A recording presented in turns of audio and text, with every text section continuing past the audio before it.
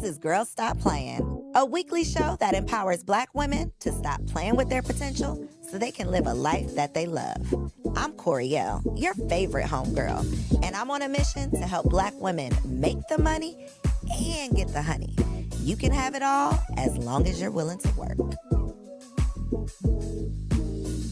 Black women to stop playing with their potential. So we talk about entrepreneurship and relationships, primarily, but then, you know, we can go deep with either one. Whatever you want to. But I got some stuff to talk to you about. Okay. I'm excited. Let's do it then. All right, let's go. I'm excited. Okay. Oh, so we're just, I know you know this, but we're just looking at each other, having a conversation. If you want to make a point or look the people in their eye, this first camera is your camera. Yep. Okay, very good. I want to get a little B-roll when we finish. Okay. He'll take some too. Okay. Let me, can I give you this tablet? Because my phone was definitely going off. Thank you. Now, what did you hit when you did that? Because was it the Bluetooth thing? If you hold it, it'll pop up. Okay, because I'm going to see a lot of people. Mm-hmm. So you have to, yeah. So I wish you could just leave it to where it's on for everyone. But it's so annoying. You got to keep doing that. Because other people can send stuff. But you have to accept it though, right? They can't just send it to your phone. Yeah, but then it's weird because you get all these pings popping up. Yeah, he's right. He's right. For security reasons. For security reasons, right. All right. And 5, 4, 3. Welcome back to another episode of the Girl Stop Playing podcast. It's your favorite homegirl, Coriel, here to encourage you to stop playing with your potential and start working for what you want in life and in love. You already know that I'm bringing you the information and the conversations to help you make the money and get the honey. You can have it all as long as you are willing to work. And y'all, I cannot even contain my excitement about the conversation we are about to have, okay? This interview is literally a manifestation that y'all get to witness. So without further ado, please welcome today's guest, the Dr. Traci Lynn. Well, hello. I heard somebody call you the $100 million woman, something like that. Something like that, yeah, baby. Yeah. So your resume is long. Mm-hmm. We want to make sure we put some respect on your name. Yeah. So I want for you to look in this camera and tell the people, who is Dr. Traci Lynn? Oh, my goodness. So the Who would be the woman who started the Traci Lynn fashion jewelry business. And we had over 100,000 independent consultants selling our jewelry all over the continental U.S. We dabbled in Canada a little bit, but that's the who beginning of the story. And my mentor was Madam C.J. Walker, who I never met, but she came 100 years before me. And so I was patterning my business after what she did in direct sales. But I looked to so many other women in that space, but there was no other black women in that space. Madam C.J. Walker 100 years ago and Traci Lynn. She said put some respect on her name, as we shall. So I want to ask, did you work in direct sales before starting a direct sales business? No, I had joined a few other companies, just random. You know, family members got me in something, selling something. So I had experience with one or two before. And what was your experience like? Because I have a theory about direct sales and just sales period and like the type of personality that it takes to thrive in those roles. What was your personal experience just working in direct sales? Well, in the beginning, it wasn't good because I just didn't want to call family and friends. And I was, you believe it or not, seemed to be a little bit more shy when it came to approaching people about the opportunity. Of course, when we're uncomfortable, we find the reasons. Mm-hmm. So my reason was I'm shy. And there's nothing in my body that's shy. But because I didn't really want to do the work and learn how to do it, read the scripts, and then I felt phony. So it was just, it was a process. And then eventually I realized, okay, so this is the script, but I can take it, put it into my own words, and give it back. And then it became more personal development. So at the root of the direct selling companies was personal development. And even with Traci Lynn, I mean, we were a jewelry company, but we were a personal development company at the heart, disguised as jewelry. So that's, so when you took the personal development piece, that's what transformed the lives of women. So I have dibbled and dabbled in direct sales, multi-level marketing, all of these spaces where I feel so uncomfortable, where much like you, I'm like, oh, I feel fake reading a script or, feeling like I'm pretending. And that just didn't sit well with me. However, what I know now, being an entrepreneur and just being a grown-ass woman, is the value that people who were in direct sales, if I could go back and do it all over again, just the muscle that you build of getting that rejection, of picking yourself up off the ground, of peeling your face up after, that there's not much greater personal development out there than figuring out your identity through rejection. Absolutely. And it is a muscle that you build. And again, it goes back to personal development. Everybody wants development, but they don't want to go through the process of development. There's a process, and you got to trust that process. What would you say were some of like the principles that you incorporated into your personal development that helped your team to thrive? Because with 100,000 agents or representatives, I'm assuming everybody doesn't come to the table with the salesman spirit, or they naturally have it. So what type of skills could you teach these women that would help them be successful? Well, we called them the force because they were a force to be reckoned with. And I called them my partners. So it was always the way I laid out the foundation and the language I used. Partners. They were independent consultants. That's what all direct selling people are, independent consultants. But I wanted more. I wanted partnership. I wanted them to have a voice. So for them to have the voice, to be the force, they went through my training program. So I put together a university, a jewelry university, where I wasn't just teaching selling. I'm teaching the skills of getting outside your comfort zone, self-esteem, knowing your worth, knowing your value, how to get paid what you're worth, how to know what your dollar per hour proposition is. Do you know what it is? I need an extra job. Well, what's the dollar per hour proposition you're looking for? You looking at Target? You looking at Walmart? Or you want to make some lawyer kind of money selling jewelry? So I had to explain value, dollar per hour proposition. So I started teaching these foundational truths that would help them in their job, because they went back and negotiated for more money on the job. So I was teaching them life skills. Everything I taught them in jewelry transferred. And then, I had some people who wouldn't even really wear jewelry. It was so small you needed a magnifying glass. I had a woman back then, she was probably about 60-some, and she wouldn't wear anything bigger than this. Then we had a convention. She walked across that stage. That jewelry was so big, that was like Flavor Flav coming across the stage, that cluck. And so she got comfortable in her own skin. And that's what I wanted, because you can fly from there. And that's what I was teaching. So people always say that the people are the hardest part of the business, like managing people from a team to managing your customers.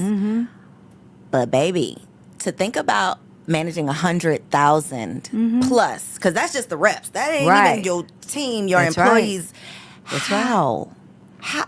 I'm seriously, I don't even know a better question than just how. Like, how did you do that? Well, first of all, the saying goes, the worst thing about direct sales is the people. The best thing is the people. So it's a juxtaposition of both. It's the people and the people. So you've got to learn to see what you need to see. You eat the bones and eat the meat, throw the bones away. You take the best part of it. And then the how. I was in my purpose, in my season. So when you say, girl, stop playing like, I'm going to wait till the kids graduate. I'm going to wait till they do this. I'm going to wait till this time. There is a season and a clock. So you need to stop playing and be in your season. And when you're in your season, there is an anointing that rests upon you to do it. There is a grace for your place. So that is the how. I was anointed to do it. I came here to do it, and I did it in the time of the season. I wasn't playing. I didn't stop. I had snakes all around me. I had wildlife all around me. I had the worst and I had the best, all at the same time. But what I knew that I was supposed to be here. And I wasn't worried about the nonsense that comes with that. All I heard was God. Yeah. What does your spiritual practice have to be like for you to stand firm in your purpose and not be able to be swayed by people? Well, honey, they got to watch my documentary. I just released a documentary, and I watched it for the first time in years. And one thing I saw was a relationship with the Lord like none other. He was first place. That's what it had to be. Prayer was first place. Trusting him was first place. Not looking at the situation and the circumstances, and knowing that I was called for a reason, for such a time as this. And no matter what it looked like when my warehouse went out of business, when they tried to sabotage me, if I kept my eyes on him, if I took care of God's business, he always took care of my business. So you had to be 100% in tune with him and understand your mission. That's why folks be playing, because they don't know what they're called for. They dabbling here, they dabbling in there, they just getting their hustle on, but don't understand in the hustle, know your mission. Know what you came here to do. You don't just go around deciding it, you discover it because you came here with it. I gotta calm down. No, I needed to just let that simmer. I needed to let that simmer because a part of what you said regardless of the view, my current view, I know the vision. 100%. That's easy to say though. But when the warehouse is being shut down, when the plans ain't coming together like they're supposed to, when it doesn't feel like this season is anointed. Because when things are just working out, when the doors are just opening and when God is just sending things, it feels like my steps are ordered. That's one feeling. But when you know that this is what God told you to do, but the odds are just stacked against you, the haters is coming out the woodworks, the people are talking about you, it just, what your view does not match that vision. How do you hold on to your faith? How do you hold on to what God told you when that bill is due and you ain't got it? Like, how do you hold on to that? Because you've had experiences with the lions and the bears. This is David. You know, he slayed the lion. He slayed the bear before he went up against Goliath. He knew what he knew because he already had experience. I experienced a lot of small wins when it didn't look like it was going to go my way. So being anointed doesn't mean, and your steps being ordered doesn't mean everything's going to work out. You're going to have sunshine and rain at the same time. But God is still God. And those are moments of testing when he can look and say, you know what, have you considered my servant? Tracy, go ahead. She's down with me. You can throw all this at her and she's going to see me. And she's going to walk through that storm. Hard. So do you have the why me moments, or have you evolved past that? Have you, is there never a place? Okay, so the answer is no, you can't evolve past it. No, you cannot. Okay. You and then even in the documentary, I did what I had to do. I moved quick. I still did the ministry stuff I had to do. I was out speaking, but I moved with precision. And then after I did it, I was on the floor crying, and they happened to catch that in. I didn't leave that out because I need people to know. Because I can endure hardness like a good soldier, I'm still going to cry. I'm still going to go through it. And I'm going to have those moments like, did you bring me this far? I asked the question, did you bring me this far to leave me? And in my spirit, I could hear God saying that I began this good work and I'm going to complete it. So keep moving. Don't get in a pity party. Don't be calling up everybody. Because I have people say, well, the time is up then. It sounds like the season is ended. Season ain't in. I got to go through this thing. You think you just wake up one day and make $100 million? Really? Being a black woman with coming from no money? For real? Though. No. You're gonna have to endure hardness like a good soldier. You're gonna have to endure the snakes. You're gonna have to endure the pit bulls, but they ain't got no teeth and no venom. Shake it off. Dr. Traci, don't do me like this, Dr. Traci. You came in here to preach today? I came in here fired up today. I flew in here early for you, so we gonna get it today. I'm right off the plane ready. It's so easy to be a good and faithful servant. When the bank account is looking good, when the people are singing your praises. But baby, when God has to remind you that I'm still God, it is rough. It is hard to get in front of a microphone when you're battling something. And I feel like personally, God has been working on me like, I wish you would close your mouth about me. Just because you're not seeing what you think you should be seeing right now, you're going to stop talking about what I've been doing. But it's unnatural. It feels unnatural to still be out celebrating and shouting about the goodness when you're not currently in it. So to speak about, Yes. I can do the work and then I can go fall down on the ground because I am still a human. Absolutely. That is so necessary. But people need to see that. That. Because then they judge their own walk based on what you're saying. Because they think you're superhuman. You're superhuman. And then where is your compassion for others? Because you haven't been touched with those things. So I've been touched with that.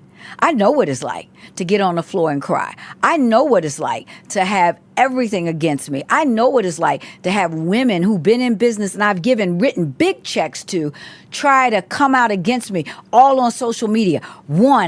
Every hour, here they come and make it look crazy. And I heard the Lord say in prayer that morning, today is going to be one of those days, but remember, you're bulletproof. I know what that was about. As soon as I got in the office, you know what? I went and got my hair done, and that was a 3-hour appointment. It was a full weave, full color. And I sat there for 3 hours and got that hair done because it was all, God already told me it was about to happen. Already warned me, but it doesn't make it any easier, especially when you see betrayal and you got to deal with that. But the world is also watching. Are we who we say we are? Or are we only in it for just the meat and the drink when everything is going good, when the bank account is fat? Or do we have to trust? So then where is our faith and where is our trust? If everything is working, it's all lining up. Guess what? It's still lining up when you can't see it. It is lining up. You're just looking in clouds, but it's already done. Keep walking. Sun's coming back out. How do you not let this chip away at your character, especially the public part of it? Because you can know who you are. You could think you know who you are until other people start telling you who they think you are. And if too many people start telling you who they think you are, one after the next, eventually you could start feeling like maybe these people are right. Or blaming yourself for even letting these people get close to you. Now you're talking my language both ways. That's some inner turmoil right there. It is. But listen to words though. Words are powerful. You said character. How can what has your character got to do with that? See that now they may come for your self-esteem, but they could try to assassinate your character, but you already know who you are. You know what you're going to do in the day and what you're going to do in the night when people are looking and when they're not looking. See, that's character. People get things and blessings and opportunities that their character can't hold up to. But when your character can hold up, and you know how you got character? Because you ain't fighting back. When you want to go over there, pop, and you sitting down calm. So it's not even that they're coming. Sometimes they do come for your character, but what they're really coming for, what you said and all what you said, they're coming for your confidence. They're coming for your self-esteem. How do you keep it? How you keep it, Dr. Traci? Because first of all, and you got to be careful, because you do get upset. I've been upset about people that I have allowed in, but that's why the word says guard your heart without all diligence, because out of it is the issues of life. And then they all up in, you got issues from stuff they saying, because you got to guard it and you got to have strong discernment. Even though everything looks good, but there is something telling you, they're not right. Something's not right. Something's off. But you don't see it. And then you go against what you know, and there it is. Do you know 99% of the time the Lord has already said that one? And I'll be like, no, look how good they look. They're not. Not Oh, my they're so friend. sweet. Not my friend. Shucks. Yeah. So that if you really listen to him giving you those warnings about the character. But let's talk about keeping self-esteem, because this is important. Here it was. I had accomplished so many great things, and I had I had a long season of drought, and things were going bad, just craziness. How did I get here? Moments. And I even had a staff member just try to do some, people will try to really get you when they think you down. When they think you down, just really try to step on you hard. And I knew it started to affect my own confidence, my self-esteem. And I ain't talking about 20 years ago. I'm talking about just a few years ago. And that's how my big dog story, Coco, that's not about just my journey. That was me looking at Coco and the Lord speaking to me through that example, because it's like, did you forget who you are, who I made you to be? You a big dog. You running with these little chihuahuas out here. You talking to, and then you fighting with chihuahuas. Big dogs got confidence. I got a little dog, Georgie, 8 pounds soaking wet, and I got Coco, who's about 90-some pounds now. Georgie's all up in her face, and she's sitting there like, little boy, if you don't get out of she don't even move, because that's that big dog confidence. They ain't fighting with no chihuahuas. It ain't a fight. And sometimes when we just allow the wrong voices, here we go, we allow the wrong voices in to a place that they should not have access to. Can't nobody come for you and your self-esteem and all that unless you open the door and let them in. You got to shake yourself. I get crazy emails. People be saying crazy stuff. I be laughing. I say, these folks is crazy. Delete. I don't call it. You know what she said? And she said this about me. It ain't true. Delete. I had a consultant write me the nastiest thing. I called her. She was ready for a fight. I was cracking up laughing. I was like, this is the craziest email I ever read. She said, oh, you got my joke?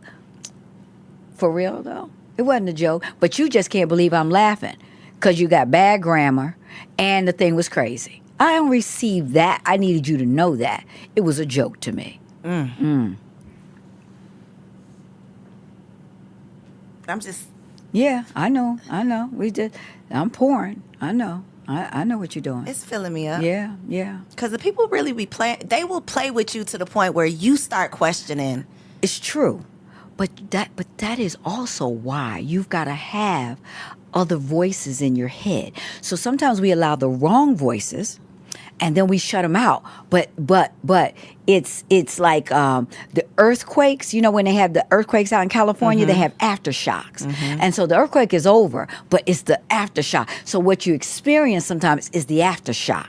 So you got through the situation, but you're dealing with aftershocks. And when you don't have a mentor, coaches in your life who know what time it is to pour back in, the aftershock shake you. You think it's the end of the world, but somebody can look at you and say, girl, stop playing. That's what I would say. The next is right around the corner. And it's already there. You just don't see it yet. You ain't looking in the right direction because you're distracted by... You about to fail this test over some nonsense?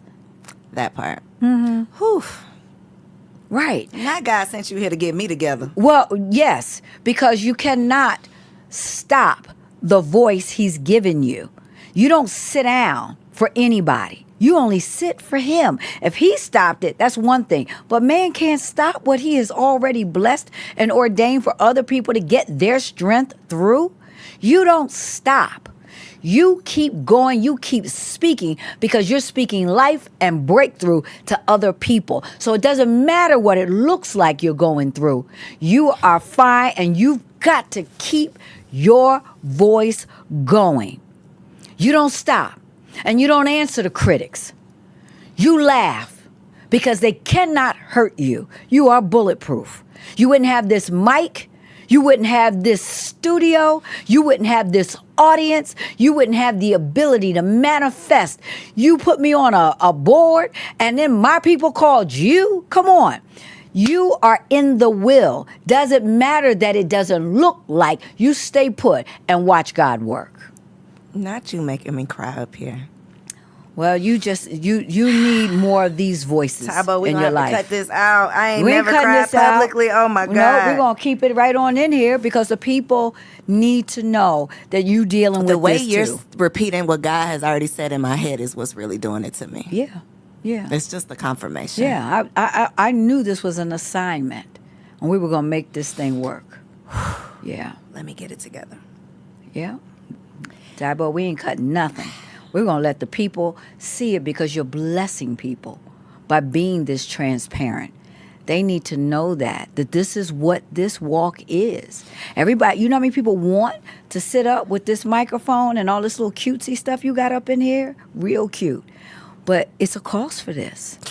There is a cost. There is a price for this. And you are called to pay it. And he will send you what you need. He will make sure you get poured into. And you just got to make sure you reach out. I will absolutely give you my cell. And you reach out. I'm saying, hey, just get a quick prayer. I'll get it through. I'll speak what you need. I'll seek God on your behalf to make sure that you stay strong and you stay put. Thank you. Yes. I don't know how we got here, but I'm glad we did. I knew we were going to have a moment. We are going to have to cut this, but you're literally my last interview that I'm recording in here. So,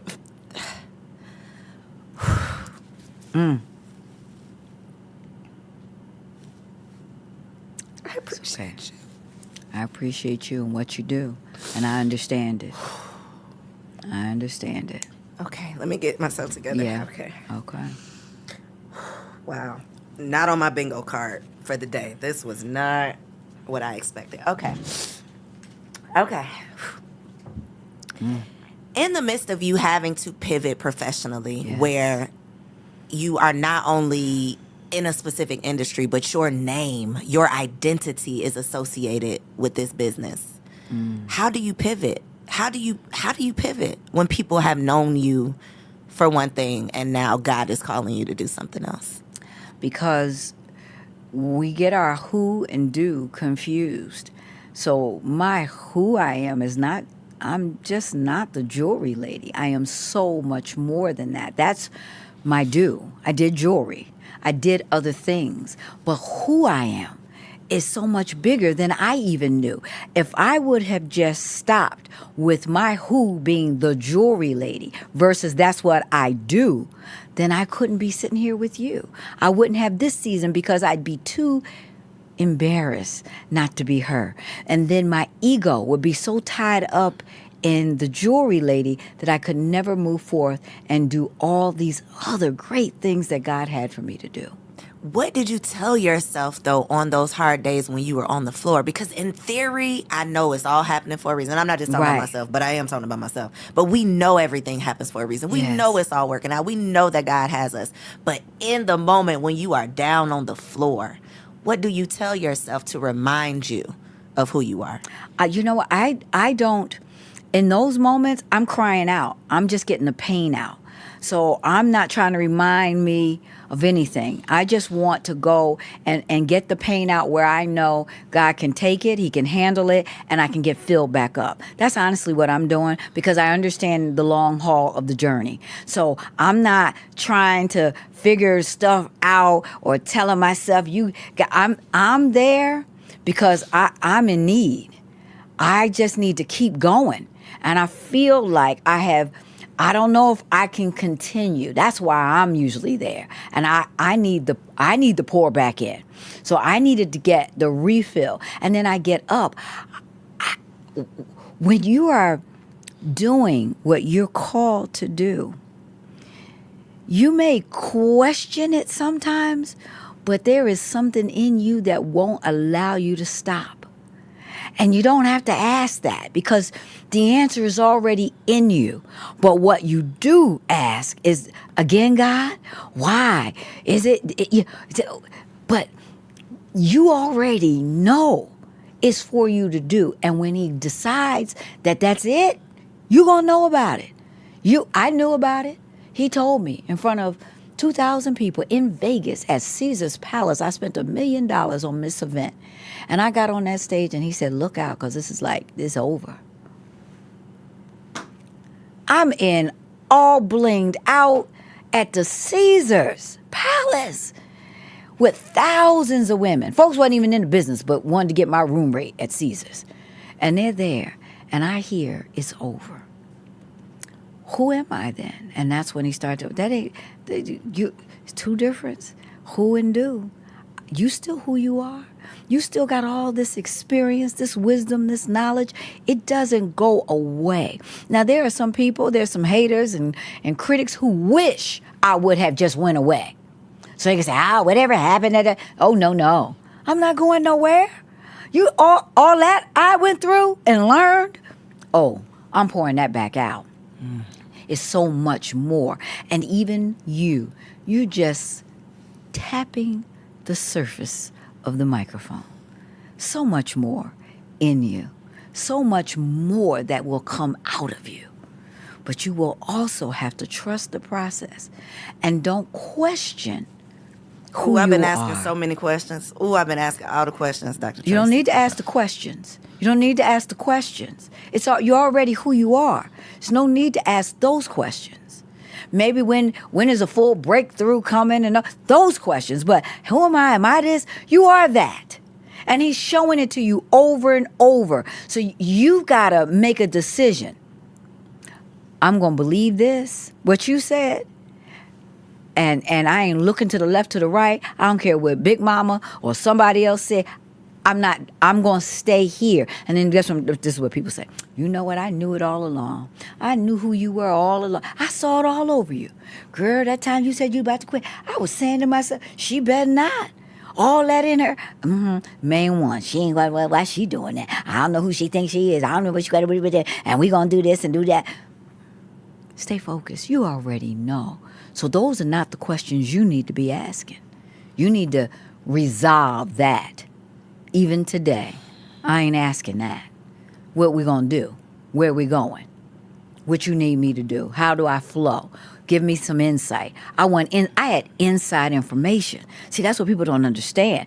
That's what that relationship gave me because I invited him in the business.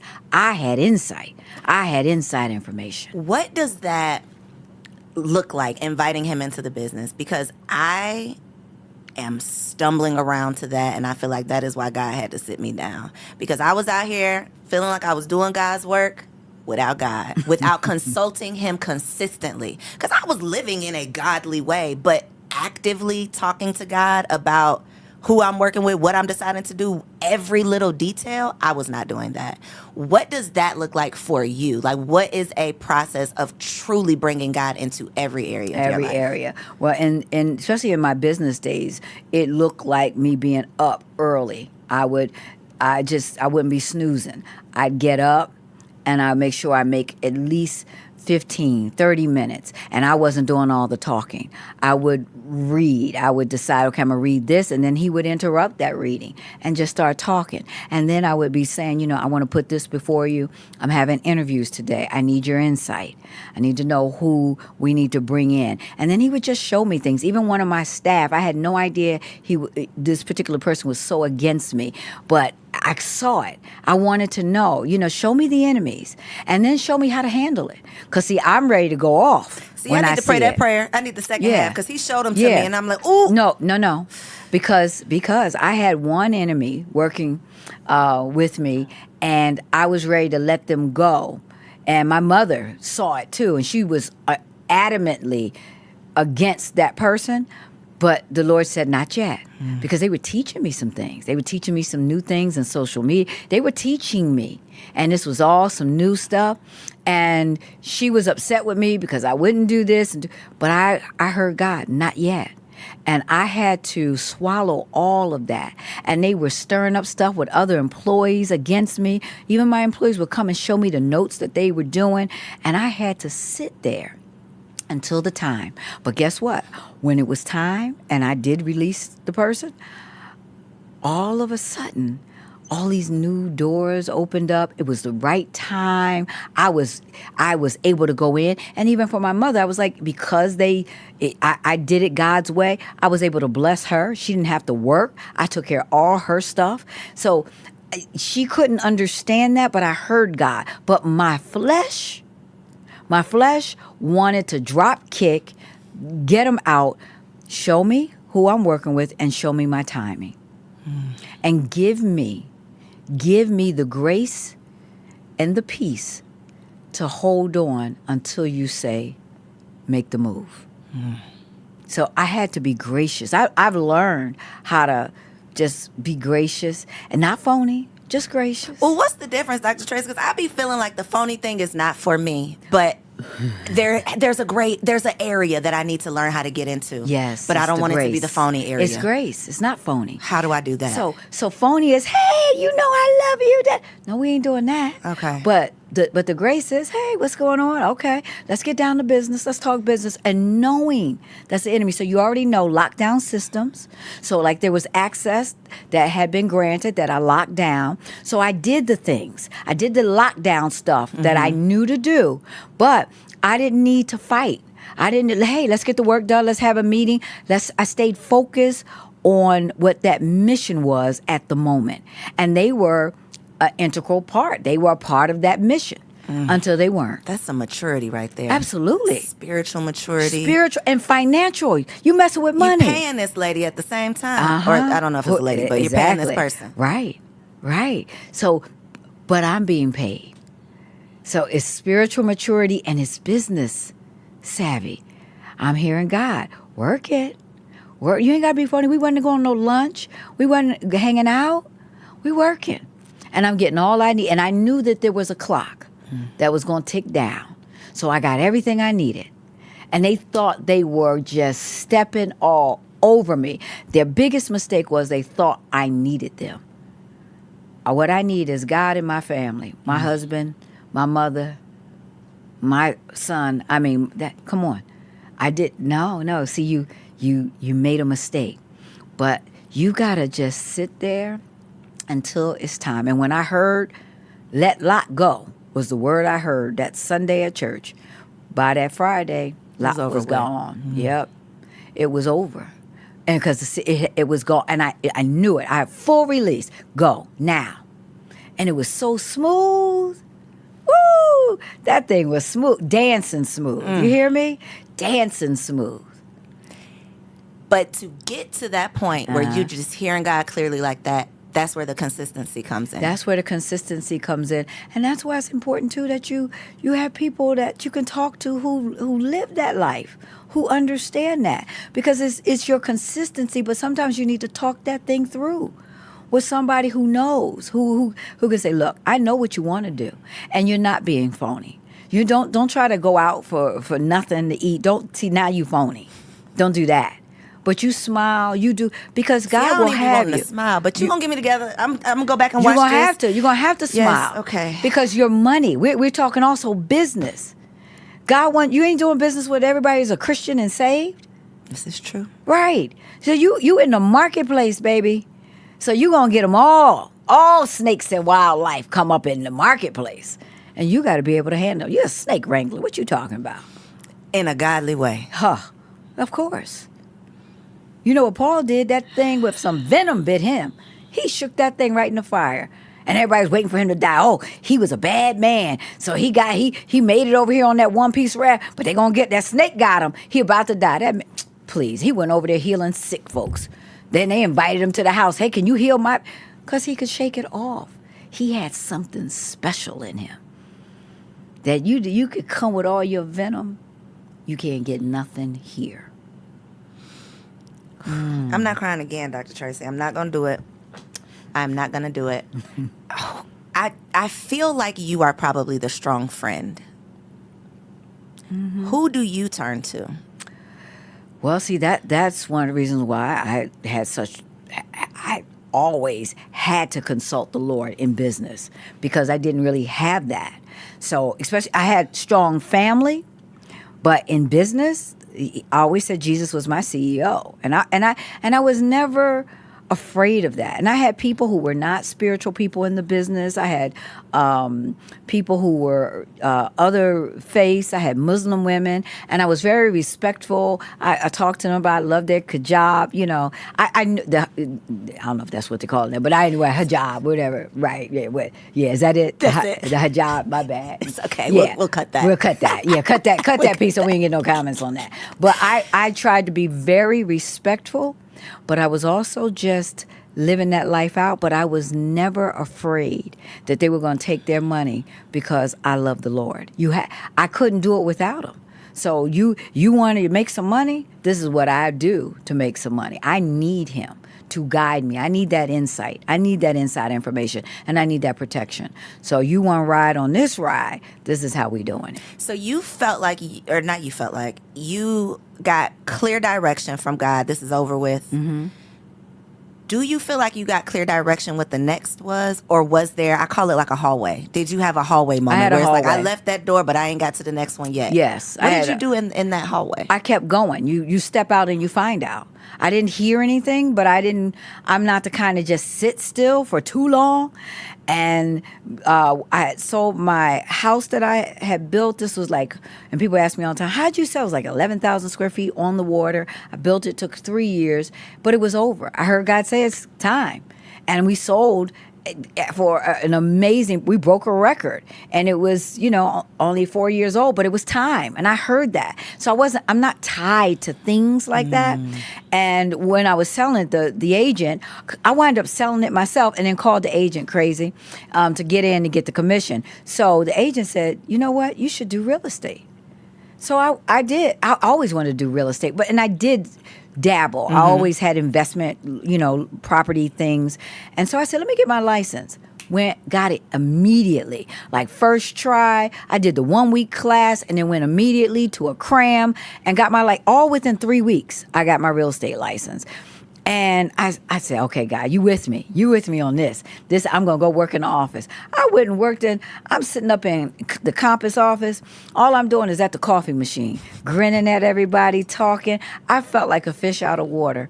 And I never said, I'm Traci Lynn. I was trying to learn. So I'm learning and just grinning. And I just felt like, this is crazy. I'm sitting up here. I ain't sold nothing. I ain't showing nothing. No, this ain't it. That wasn't it. But it helped me with my investment. So my husband and I, he got his license after that, and we partnered. We started a investment company for property. We were always doing it. So that was for that, but it wasn't for me to do that. And then I happened to come to Atlanta. I got on a stage, just did a little interview, and from there, people were like, well, you know what? Do you have a mastermind? Can you start, mentoring me? I was like, yes, that's my wheelhouse with my eyes closed. And that's how it started.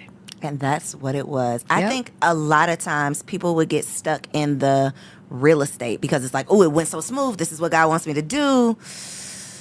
Yep. But then it wasn't. Yeah, and then it wasn't.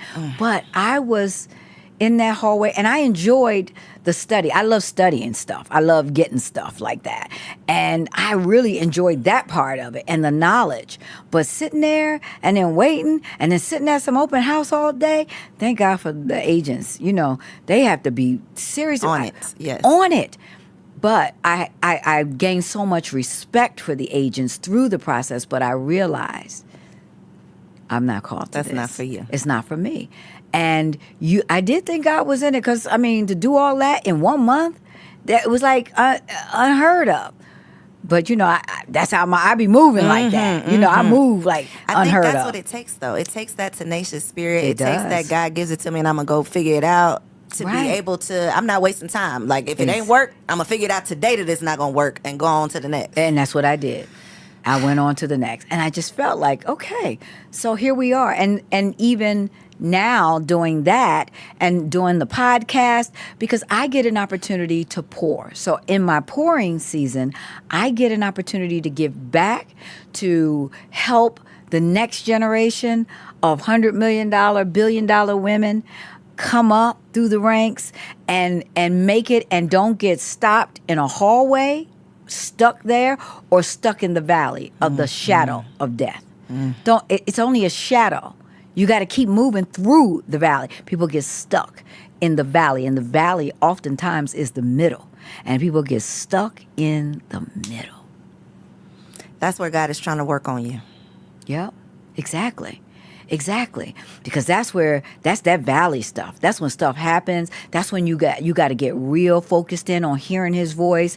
You step out, you find out, you make a little wrong move here and there, but it's all good because you at least stepping out. You get fine tuned in, and then that direction just starts just coming in with precise precision. And you don't even know how you know. Mm-hmm. You know stuff. Just like when the warehouse went, I got an email. I got inside information. And then they said, keep Traci Lynn out. Don't tell her until we completely close. And the landlord was going to lock the building that Friday and lock my stuff in there. And Monday they were going to start telling the customers. Before they could tell one customer, I was at the door. Had called the sheriff's office, my lawyer. I was at the door at 9 o'clock. Like, who told her? Inside information. Okay. Pause for the cause. Yeah. What was the ultimate closing of the company? It wasn't voluntary? It wasn't? It was. Yeah, I mean, it was. I got my stuff out of there and went to another warehouse. So they couldn't close me. Gotcha. They didn't start me. How could they stop me? If you don't start it, you can't stop it. So they wasn't going to be stopping nothing. But after I did it, I had a cruise that Friday. I had an incentive trip to go on. And it normally takes, I had a big footprint. It takes weeks to move, 3 weeks to do it. I did it in 3 days and then went on that cruise. And that's where I broke down crying because it was... All of it came to all a head. of it. I didn't have time.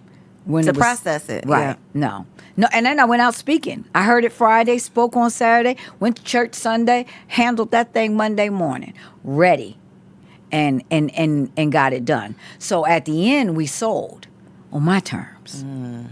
So... yeah, they couldn't block that and stop that. So I was able to sell it when it was time. But what if I didn't want to listen because my ego was tied up in that? Oh, no. I want to, when it's time to go, it's called the jump off. There is really a chart called the jump off chart. And you got to know it's called the life cycle of a business. And in it has the life cycle and the jump off. And then you got to know when it's time to jump off. Now, I had studied the other jewelry companies. I knew I was there. But I was believing that I was going to be the Mary Kay of jewelry. I was still going to keep going. Even, like Mary Kay could keep going, even though that's a consumable. And it was what the Mary Kay was called to do. I wasn't called to do that. That was a legacy. My legacy is different. And all the jewelry companies, they all ended at a certain point. Every single one of them. And I studied that out, so I knew. Just like when I was standing on that stage, it wasn't a surprise. I was already studying the life cycle. So I didn't want to hear it. I was surprised because, not me, God. Come on. It's me you talking to. I thought we was doing this thing. I'm doing this thing. I'm the Mary Kay of jewelry. Come on. I'm going to be... No, you're not. Get ready. That way, it'll be on your terms. And then you can come back and sell that bad boy. So, do you have a lot of free time now in this season of your life? I do. More free time. Yes. You're exploring hobbies. I heard you saying bodybuilding. Uh-huh. What led you to decide to go down this road? Are you into just personal development, challenging yourself, or what was always your into intention? personal development, but I had a desire in my heart always to be not just fit, but like really muscly, feminine, muscly fit. Always. I would be on a cruise and I'd see a girl, like got some muscles. I would say to her, let's take a picture. Can I take a picture? And it just kept like, why am I doing, what is this in me? And I read a book when I was like 20 years old by a woman who was really looked good in fitness, and it stuck with me. And I used to do more exercises back then. I mean, I still did the treadmill. I still did always did some form of fitness to try to keep it together because I needed my energy for what I needed to do, but I didn't have the level like now. I train for 3 hours, 4 hours every, 4 days a week, first thing in the morning. So that's my 5 o'clock rise, getting up, get to the gym. So that's like a new, so. What do you do for 3 hours? Well, I have a personal trainer. So what I do, I have to do cardio before I eat. So I've got to do an hour of cardio. And then, so even if it's Stairmaster, I got to go to the gym and then I have to bring my food. Then I have to eat. Then I got about 30, 40 minutes to digest. Then I'm with my trainer for about an hour and 15 minutes. And then I've got about 30, 40 minutes of other things. I got to do all my sit-ups, all my crunches. I got to do a couple hundred of those. And then I've got to do my inners and outers. I got to do the glute busters. I got to do This all is intense. that. Yeah, it's intense. So are you going to be doing like competitions? I am. Wow. Yeah, I am. This is exciting. It is. It is exciting. And you are serious. Oh. So, because I want to talk about the food, the packing of the food. Were you packing your own food prior to the bodybuilding? Was that already a way of life, or did this add? No, I was packing that going out to eat. Yeah, that's what I was doing, packing the to go when I was. But now the doggy you are bag. literally preparing everything that you need before you leave the house. Yes, That is everything. a real commitment. Yep. Even when I go to the gym, I take 2 meals. But if I go real early, I have to bring my whole breakfast with me, and then I have to have my meal for 12 o'clock because I'm still there from. It could be 6, 7 in the morning, so I'm still there at noon. So I have to eat at noon, and then if I have a special class after, so I do all my Zooms and stuff from outside at the gym, and then I go back in, do the special class, and then I eat again, and then I go. But I don't stay late every day, but I always bring at least 2 to 3 meals with me. What is one of these meals? Just tell me an example of Yeah. one meal you got in this bag. So in this bag, I brought my meals for the whole week, and I have I've got some tilapia in there. I've got some grilled chicken breast, and I have it because I measured it all out at home, so it has to be measured, and I cooked it. So it's cooked with low sodium, and it's in extra virgin olive oil. If I'm using any oils, so nothing is fried. You can't tell me you cooked it and you put all this oil. I need it a certain way. My egg whites, I normally make egg white bites. I didn't bring them because I can do an egg white omelet at the hotel, but they got to spray it with Pam on their grill top. I don't want no oil. So I can do spinach. So I thought about it. I could do omelets, with spinach, no cheese here, and I can do a salmon on a grill top with no oil and 5 asparagus. So I'm gonna have that for dinner here every day. That's my fresh dinner and a fresh breakfast. But I brought my own muffin, my own Ezekiel bread muffin.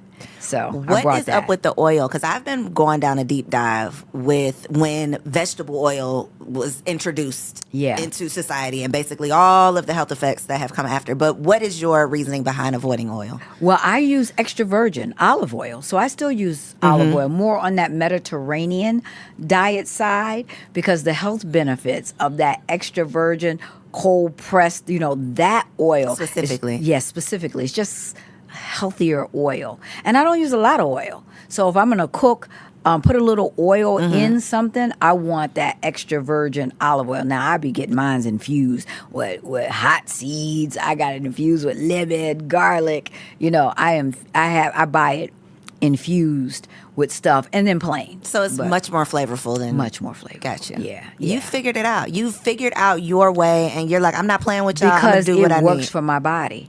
And that's what I figured out, how to get the best results. So since February, I've lost about 20-some pounds and a lot of body fat. So that When is was your the key. competition? It's coming up. It's coming soon? It's probably in the next 3 months. Okay. Yeah. Is it going to be your first one? It is. Oh, okay. True Well, congratulations novice. in Yes. advance. Thank you. That's exciting. Thank you. Before I let you go, though, Yeah. you have managed a marriage in all of this. I have. The world wants us to think that you can't do that you cannot maintain both, let alone your mental health being in one piece alongside of it. So Yeah. what has been your secret? Well, my husband and I have been married now 30 years on Monday, July 1st. Congratulations. Thank you. So 30 years we'll be celebrating. And our secret, first of all, he is my best friend. And I can't imagine mentally what it would be like not having him. And he has been a covering. And see, this is where sometimes women, if he's not making more or doing more of this, I don't know how he could be out there doing all of this. I'm doing all of that. We've worked together. and he's been able to cover me. He's been just a refuge from the storm, and we have rules. We don't talk business after 8 o'clock. We don't check emails. We have, since maybe year 2 or 3, once we got into business, doing, business stuff together, we put these rules in place. We don't do business after, a certain time at night. We're not checking emails. I'm not on Instagram at, all hours of the night. So we love being together. We are really great friends and partners.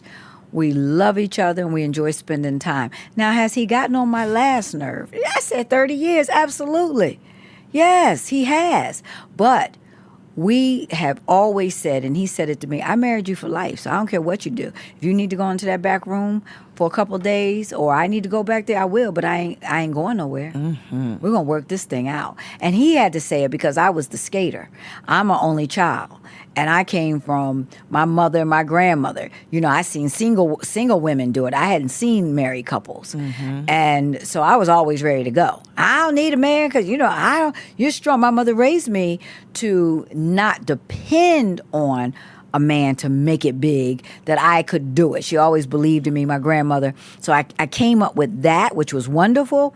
But I had to learn how to humble myself, to not always be right, give up my right to be right when I know I was right about that. I know I said that. I know I was right, but I don't have to say that all the time. So even being married helped me in business because I didn't always have to be right. I didn't always have to give everybody a piece of my mind, because I could set it off and set it real straight. But I've learned how to temper that and how to work that thing in business and in life. And a lot of those lessons came in life. So you can have a successful, God-fearing marriage and make $100 million. Wow. And have somebody right there to have your back, 100%. Somebody to have your back. So, and you can do it. And you can do it all with God. Okay, so I need you to look in this camera. Sorry. Yes. No, don't. Okay. Listen, you have nothing to be sorry about. But there is somebody out there that is hearing all of this, inspired by all of it. Maybe they was crying along with me. But they are at a place now where they still feel like they don't have it in them. They can't reach down far enough to get it. What is your girl stop playing advice? That you are Coco. You are a big dog. You've just been playing with the little chihuahuas. So you done forgot who you are. You need to go back and watch The Lion King. That's what you need to do. You got some little Simba action. You forgot who you are because you around with the hyenas. Just laughing and they really playing. You need to stop playing. Get in your rightful place. Dig deep. Change your circle. Number one, I'm going to give you 3 quick points. Change your circle immediately. You got the wrong people in your ear. Here you are, big dog, running with the chihuahuas. Wrong people, first of all. Number 2, get the vision. Write it down. I'm not sure. I got so many ideas. Well, we're going to step out and find out. Write one of them down. Well, I don't know which one to do. Write down the one that's going to make you some money first. Let's start there. Because you get a little money in your pocket, you be like, ooh, I got this. And do it when it's easy, not when it's hard. You ain't got to go out and quit your job and then you're going to do it because then you're going to eat all the profits. You're going to eat all your money. And then you're going to go back to work and say it didn't work. Well, you ain't working. That's why it didn't work. Start it when it's easy. Why you working somewhere else? Make the time. I'm too tired. Well, then get untired. Get on that treadmill. Get some energy. You got to get the energy so that you can do it. Find the time. My grandmother used to always tell me, I don't have the time. Find the time because you got the talent. So make it happen. No more excuses. Girl, stop playing. I could just drop the mic at this point, but you got to tell them where they can stay connected, where they can watch that documentary, how they can get more of you. Let them know. Well, you can follow me at everything social is at Dr. Traci Lynn, including my YouTube channel, which is where the documentary lives. I just released it a couple weeks ago, but it's at Dr. Traci, TraciLynn. I got on a green suit, big hair, and a check mark. Big suit, green hair, check mark. Check it out. check We it will out. drop all of those links down below. Yes. Y'all, don't send the people clips of me crying. I can't believe Dr. Tracy came over here making me cry. But this Woo! was a therapeutic conversation. Good. For sure. And I know it was Good. not just for me. I know it was not just for me. So Good. truly, thank you. Thank you, thank you, thank you. Thank you for having me. Y'all, follow Dr. Tracy, okay? Come on. I love y'all. Thank you for tuning in. I will catch you on the next episode.